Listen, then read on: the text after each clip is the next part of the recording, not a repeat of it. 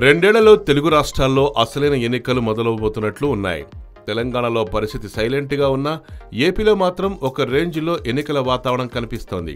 అప్రకటిత ఎన్నికల పంథాలో జనాలు రెచ్చిపోతున్నారు అని చెప్పుకోవచ్చు. అక్టోబర్ నుంచి పాదయాత్ర చేస్తా అంటూ జగన్మోహన్ రెడ్డి ఇప్పటికే ప్రకటించేశారు. ఆ వార్త విన్న తర్వాత జిల్లాల పర్యటన కోసం ఇంటింటికి తెలుగుదేశం అంటూ చంద్రబాబు మరొక పెద్ద ప్రోగ్రాంని నెత్తిన వేసుకున్నారు.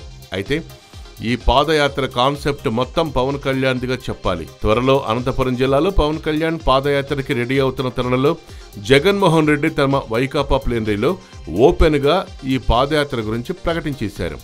జనసేన పార్టీ ఇంకా జనాల్లో నానడం లేదు. ఈ పార్టీ ఉన్నట్లు కూడా చాలా మందికి తెలియదు. సో వారి మీదకి జనసేన తీసుకువెళ్లే ఆలోచనలో పవన్ కళ్యాణ్ పాదయాత్ర చేయాలి అని ఆలోచన చేశారు. 2019లో ఎన్నికల్లోకి దిగాలి అంటే ఇప్పటి నుంచే పార్టీని పటిష్టం చేసుకోవాలని, దానికి పాదయాత్ర ఒకటే సరైన దారి అని పవన్ నమ్ముతున్న నేపథ్యంలో సడన్ గా తమ ఐడియాని వైకాపా లాగేసుకుందని పవన్ కళ్యాణ్ తెగ ఫీల్ అయిపోతున్నారట. జగన్ తండ్రి వైఎస్ పాదయాత్రకి పెట్టింది పేరు.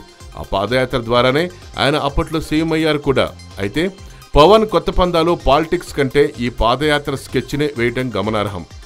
ఎటొచ్చి నెమ్మదిగా తమ ప్లాన్ ప్రకటిద్దాం అనుకునే లోపు జగన్ ఆ ప్లాన్ని ఎత్తుకెళ్ళిపోయారట.